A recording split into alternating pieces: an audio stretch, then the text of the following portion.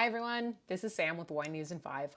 I hope you had an excellent holiday and that your new year is getting off to a great start. In terms of site news, Burgundy Week starts in London on Monday. Jancis, Julia Harding, and Andy Howard will be tasting hundreds of wines from the extraordinarily challenging 2024 vintage, and their reviews will be added to our database as quickly as possible. If you haven't already read Matthew Hayes' overview of the vintage, but you plan to buy, I highly suggest you go read it and decide on your buying strategy because quantities are extremely limited. In terms of global news, today I'll discuss New Zealand's approval of a free trade deal with India, the repeal of many of Argentina's wine regulations, authorization to sweeten AOC wines, de-alcoholisation in the EU, an update on US dietary guidelines, and Champagne Telmont's new certification. First up, New Zealand approves free trade deal with India. On December 22nd, New Zealand and India concluded negotiations on a free trade agreement. 95% of New Zealand's exports to India will see tariff reductions or be tariff-free. Wines from New Zealand, previously subject to a 150% tariff, will see tariffs decrease to 25 or 50%, depending on the value of the wine, over a 10-year period. India has also agreed to a most favored nation clause, whereby any tariff advantage granted to another trading partner will automatically be extended to New Zealand. While New Zealand currently sees less than 0.1% of their wine exports go to India, this is expected to change with the new deal. Australia, who struck a similar deal in 2022, is the only other country that has such favorable terms for wine. The EU is hoping to conclude trade negotiations with India soon. Indian Commerce and Industry Minister Piyush Goyal was scheduled to visit Brussels yesterday and today. On to the repeal of many of Argentina's wine regulations. I'm a bit late on the draw on this one, my apologies. On November 6th, Argentina's government passed a resolution reforming the powers of the National Institute of Viticulture, the INV. 973 out of 1,207 wine-related regulations have been repealed.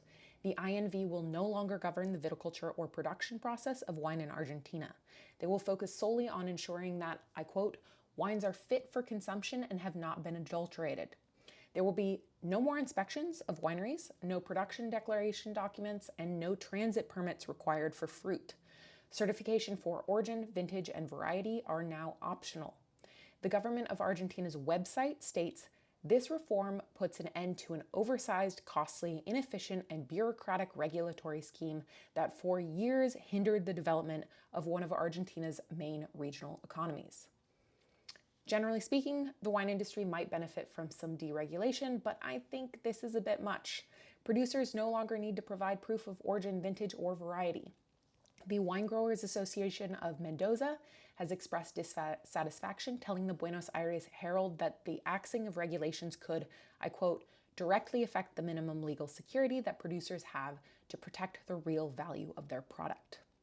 Vitisphere reports that the Association of Wine Cooperatives, ACOVI, and other professional organizations have filed a lawsuit to suspend the implementation of deregulation.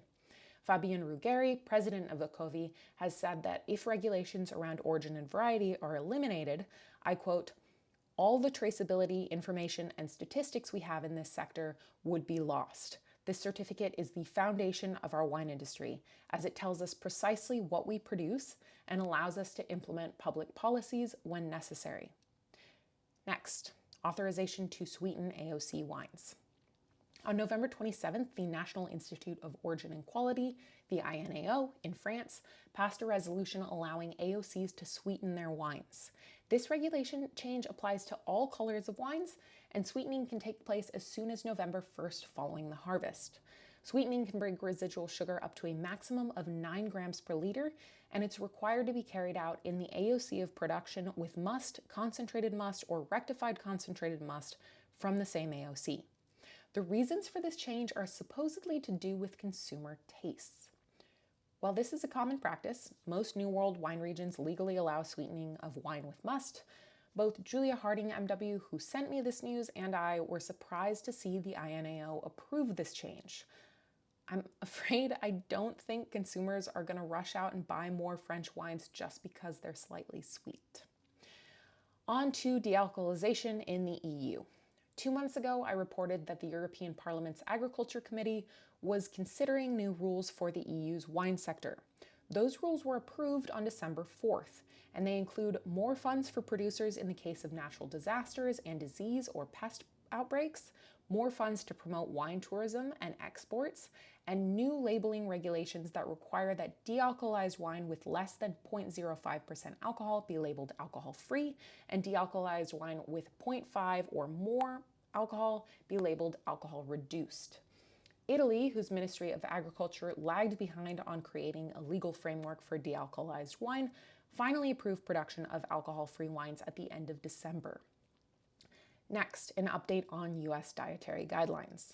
On January 7th, the new Dietary Guidelines for Americans 2025 to 2030 were released. The long-awaited document includes less than a quarter of a page about alcohol. The message boils down to the header: limit alcoholic beverages. There is no mention of an upper limit on how many drinks per day an individual would be safe to consume. Finally, I'd like to congratulate Champagne Telmont on becoming the first regenerative organic certified champagne producer. The Champagne House has been pursuing this goal since 2021, when it launched its In the Name of Mother Nature project and resolved to convert and certify all 25 hectares, 62 acres of estate vineyard under ROC by 2025, convert partner vineyards by 2031, and reach net zero by 2050. This is no small feat. ROC is currently the most comprehensive sustainability certification available. It requires organic certification as the baseline and builds on requirements for animal welfare, social fairness, and improving soil health. Farming this way is especially difficult in Champagne's marginal climate. So extra congratulations to Champagne Telmont. That's all for this episode of the Wine News. If you enjoy this newscast and you'd like to see it continue, please become a member of jancesrobinson.com. And if you have breaking news in your area, please email me at news@jancesrobinson.com. Thanks.